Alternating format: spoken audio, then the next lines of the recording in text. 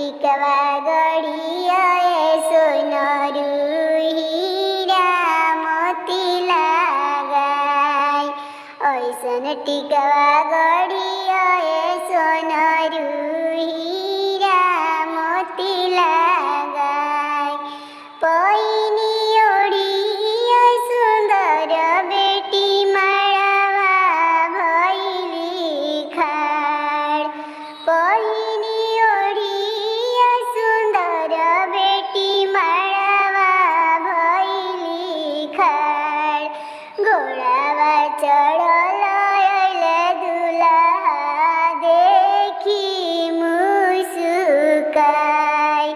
घोड़ावा चढ़ल अइले दुल्हा देखी मुस्काई।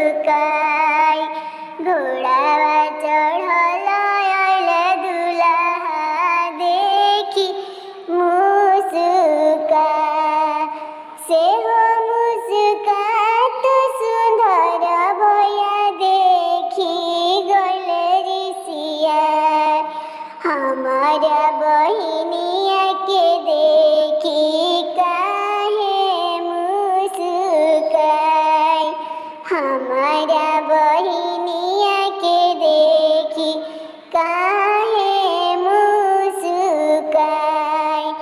तोहर बहिनिया सरौ दुई चार दिन। तोहर बहिनिया सरौ दुई चार दिन।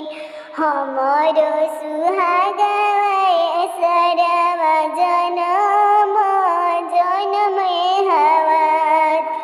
हमर सुहागा सरौ जनम जनम हवत। मड़वा के आस हो पास बसेला हो सोनार। ऐसन टिकवा